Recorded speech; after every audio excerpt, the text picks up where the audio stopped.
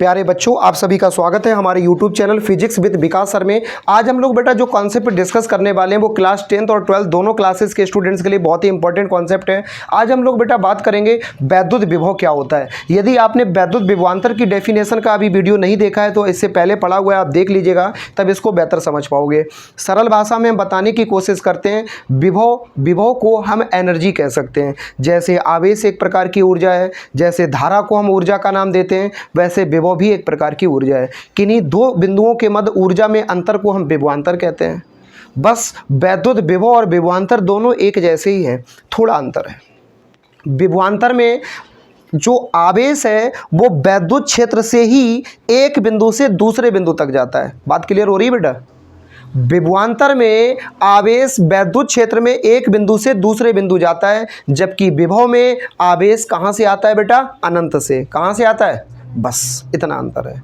वैद्युत क्षेत्र में आवेश अगर एक बिंदु से दूसरे बिंदु जा रहा है तो वो विभवांतर है, और अगर अनंत से आवेश वैद्युत क्षेत्र में आ रहा है तो वो विभव है। लेकिन बेटा आप कह रहे होगे मास्टर ये तो बात समझ में आती है, लेकिन अनंत शब्द क्या होती है ये नहीं समझ में आती है।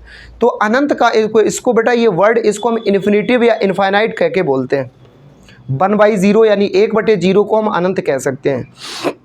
वैसे तो देखा जाए अनंत शब्द एक अपरिभाषित शब्द है जिसकी कभी व्याख्या की ही नहीं जा सकती, यानी अनंत शब्द को हम कभी डिस्क्राइब कर ही नहीं सकते, इसको कभी एक्सप्लेन कर ही नहीं सकते। लेकिन अनंत शब्द को हम फिजिक्स में कैसे परिभाषित करते हैं वो समझिए। हम यहाँ खड़े हैं और हमारी पकड़ से 50 मीटर की दूरी पर जो कुर्सी रखी है वो मेरे हाथ की पकड़ से दूर है, तो कह सकते हैं कि मेरे हाथ के लिए कुर्सी कहाँ है? अनंत पर। हम अपनी आंखों से यहाँ खड़े खड़े कानपुर को नहीं देख सकते, तो हम कह सकते हैं कानपुर हमारे लिए कहाँ है? आंखों के लिए अनंत पर। लेकिन दिमाग के लिए अनंत पर नहीं, क्योंकि दिमाग कानपुर तक पहुँच पा रहा है। फिर से सुनो, वह क्षेत्र जो हमारी पहुँच से दूर है उसको हम फिजिक्स में अनंत कह सकते हैं। यहाँ बेटा यहाँ वैद्युत क्षेत्र में अनंत का क्या होगा? तो आवेश के बाहर का भाग, जहाँ आवेश का प्रभाव ना हो, उसको हम क्या कह सकते हैं? अनंत। अब समझ लो वैद्युत विभव की परिभाषा। अनंत से वैद्युत क्षेत्र में किसी आवेश को लाने में किया गया कार्य ही वैद्युत विभव है। इसको भी बेटा V से प्रदर्शित करते हैं, कैपिटल V से। जैसे विभवांतर को प्रदर्शित करते हैं, जो इसका मात्रक होता है वही विभवांतर का होता है, जो इसकी विमा होती है वही विभवांतर की विमा होती है। इसलिए थोड़ा सावधानी से देख लीजिए।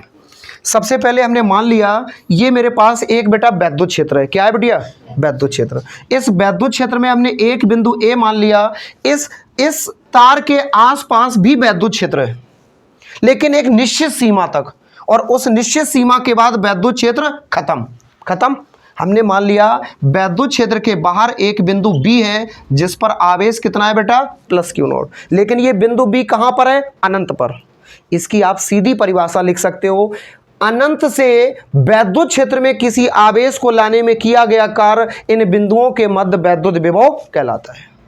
वैद्युत क्षेत्र के बाहर का भाग अनंत होगा। क्या होगा बेटा? अनंत। यानी वैद्युत क्षेत्र के बाहर रखे किसी एकांक परीक्षण धनावेश को वैद्युत क्षेत्र के किसी बिंदु तक लाने में किया गया कार्य क्या कहलाएगा बेटा? वैद्युत विभव। अब हम पैराग्राफ चेंज करके लिख सकते हैं। माना कि वैद्युत क्षेत्र में एक बिंदु B है तथा वैद्युत क्षेत्र के बाहर अनंत पर एक बिंदु B है जहां पर एकांक परीक्षण धनावेश +Q0 है। अतः इसको यहां से यहां तक लाने में जो किया गया कार्य होगा, अभी थोड़ी देर पहले आपको बताया था विभवांतर की कॉन्सेप्ट, पीछे की वीडियो में आप लोग भी देख सकते हैं। तो दो बिंदुओं के मध्य विभव में अंतर क्या लिखेंगे बेटा? हम VA - VB बराबर W/+Q0। अब कहोगे सर ये विभवांतर और विभव में अंतर क्या रह गया? है ना अंतर, हम बताएंगे ना। अंतर ये है, ये बिंदु A वैद्युत क्षेत्र में है और बिंदु B कहाँ है बेटा? अनंत पर। तो हम लिख सकते हैं VA को VA लिखेंगे, -VB को बेटा हम लिख सकते हैं V इन्फिनिटिव। क्या लिख सकते हैं? W/+Q0, क्योंकि बिंदु B कहाँ है बेटा? अनंत पर। और VB का मान कितना हो जाएगा? 0। VA - 0 बराबर W/+Q0। 0 को VA में घटाओ या जोड़ो कोई फर्क नहीं पड़ेगा।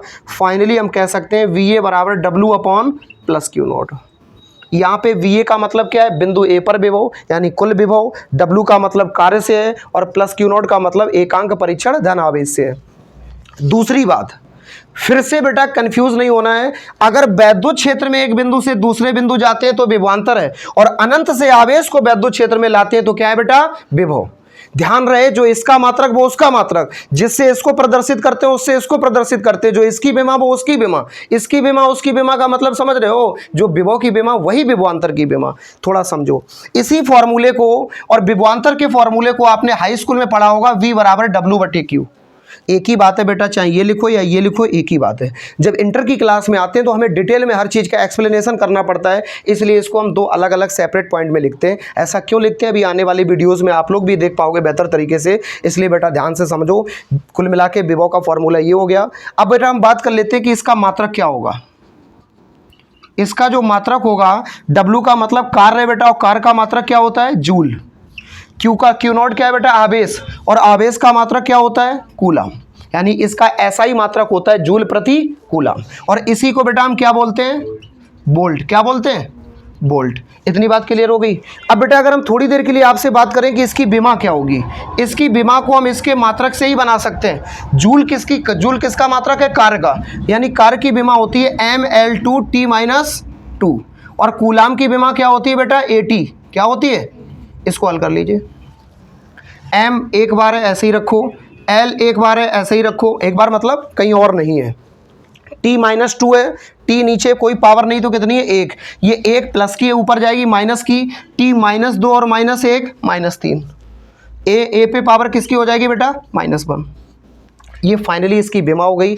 एक नंबर की अलग से भी पूछ सकते हैं, या आपसे एक नंबर की परिभाषा में कहा जा सकता है। एक नंबर का क्वेश्चन बनता है इंटर के लिए, वैद्युत विभवांतर से क्या तात्पर्य है, या अलग से बनता है वैद्युत विभव से क्या तात्पर्य है। मात्रक और विमा आपसे इसके साथ में पूछी जा सकती है, इसलिए इस कॉन्सेप्ट को इस प्रकार से रेडी रख सकते हैं। सरल सी भाषा में समझ लीजिए, विभव एक प्रकार की अदिश राशि होती है। और अब कहोगे सर विभव की तो दिशा होती है। नहीं बेटा नहीं, विभव की दिशा नहीं होती है। विभव के प्रवाह को हम कह सकते हैं कि विभव उच्च विभव से कहां जाता है, निम्न विभव की ओर। जैसे एक ये तार है, ये लोहे का मान लो एक तार है, इसके इस सिरे को अगर हम गर्म कर रहे हैं तो आपने पढ़ा है ऊष्मा संवहन को, आपने पढ़ा है ऊष्मा के प्रवाह को। ऊष्मा यानी अगर तार के इस सिरे को हम गर्म कर रहे हैं तो दूसरा सिरा भी गर्म हो जाएगा, क्योंकि ऊष्मा का प्रवाह उच्च ऊष्मा से निम्न ऊष्मा की ओर होता है। ऐसा आपने पढ़ा है कि नहीं पढ़ा है, उच्च ऊष्मा से निम्न ऊष्मा की ओर। वैसे ही बेटा विभव एक ऊर्जा है, और इस विभव का जो प्रवाह है यानी वोल्टेज का जो प्रवाह है वो उच्च विभव से निम्न विभव की ओर होता है। उम्मीद करते हैं बेटा आपको कॉन्सेप्ट क्लियर हो गई होगी। इसका मात्रक भी वही है, उसकी विमा भी वही है, दोनों को V से प्रदर्शित करते हैं। सरल सी आप परिभाषा बोर्ड पे मेंशन है उसको लिख सकते हैं, हम आपको स्क्रीनशॉट लेने का भी मौका दे देंगे। लेकिन सभी लोग ध्यान से सुन लीजिए एक बार में, अनंत से वैद्युत क्षेत्र में किसी आवेश को लाने में किया गया कार्य ही वैद्युत विभव है, और प्रदर्शित किससे करते हैं, कैपिटल V से। पैराग्राफ चेंज करके लिख सकते हैं, माना कि एक समान वैद्युत क्षेत्र में एक बिंदु A है तथा अनंत पर यानी वैद्युत क्षेत्र के बाहर एक बिंदु B पर एकांक परीक्षण धनावेश प्लस Q0 है, जिसे वैद्युत क्षेत्र के बिंदु A तक लाने में किया गया कार्य ही वही है जो आप समझ रहे हैं। उम्मीद करते हैं वीडियो पसंद आया होगा। चैनल को सब्सक्राइब करके अपने नाते रिश्तेदारों के साथ वीडियो को साझा कर दीजिए। रुको बेटा, अभी जाने की ज़रूरत नहीं है, चलते चलते आपको एक और कॉन्सेप्ट बता देते हैं। एक्चुअली अलग से उसके लिए वीडियो बनाना हमें उचित नहीं लगा। इसमें एक कॉन्सेप्ट बन जाती है बेटा, एक बोल्ट। एक परिभाषा आपसे एक नंबर में पूछ लेते हैं, या कई बार टीचर्स क्लासेस में पूछ लेते हैं, एक बोल्ट से क्या तात्पर्य है। तो अभी मन में प्रश्न आया होगा कि सर अभी तो आपने बताया था कि वैद्युत विभव और वैद्युत विभवांतर दोनों का ऐसा ही मात्रक जूल प्रति कूलाम होता है, और उसको हम बोल्ट के नाम से जानते हैं। अब एक बोल्ट परिभाषा है क्या, हाँ परिभाषा बना सकते हैं। देखो हम कैसे बनाते हैं। सामान्यतः बेटा अभी हमने कुछ एक कॉन्सेप्ट पढ़ी थी, वी नो दैट।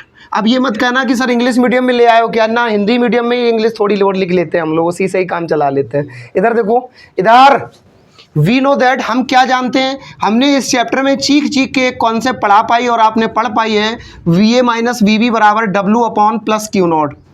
क्या पढ़ा है बेटा, VA माइनस VB बराबर W अपॉन प्लस Q0। अब इस कॉन्सेप्ट से ही हम इसका मान 1 वोल्ट निकाल सकते हैं। अब कैसे निकलेगा, एक बात बताओ, विभवांतर का मात्रक ही तो 1 वोल्ट है, इसी का मान 1 आ जाए, वोल्ट तो मात्रक ही है। कब आ सकता है, जब W और Q0 का मान कैसा हो बेटा, समान। पहली स्थिति समझ में आई। या W का मान भी हो जाए 1 और Q0 का मान भी हो जाए 1, यही तो स्थिति लग सकती है। तो हम कह सकते हैं यदि, जी हाँ आप सही सुन पा रहे हैं, यदि W का मान हो जाए बेटा 1 जूल, कितना हो जाए, और आवेश का मान हो जाए कितना, 1 कूलाम, कितना हो जाए, बहुत सावधानी से। तो फाइनली हम बेटा इज्जत के साथ लिख सकते हैं VA माइनस VB बराबर W अपॉन W की जगह क्या लिखेंगे बेटा, एक, एक बटे एक, बटे का एक लिखो ना लिखो कोई दिक्कत नहीं है। VA माइनस VB बराबर आ गया एक। और बेटा विभवांतर का मात्रक क्या होता है, वोल्ट। अब बताओ बेटा मिल गया एक वोल्ट। एक वोल्ट की हम परिभाषा यहाँ से बना सकते हैं। यदि एक समान वैद्युत क्षेत्र में एक कूलाम आवेश को एक बिंदु से दूसरे बिंदु तक ले जाने में एक जूल का कार्य करना पड़ता है तो दोनों बिंदुओं के मध्य विभवांतर एक वोल्ट होगा। यदि किसी चालक तार में, यदि किसी वैद्युत क्षेत्र में एक कूलाम आवेश को एक बिंदु से दूसरे बिंदु तक ले जाने में एक जूल का कार्य करना पड़ता है तो दोनों बिंदुओं के मध्य विभवांतर एक वोल्ट होगा। अब बेटा सब्सक्राइब करके जा सकते हो।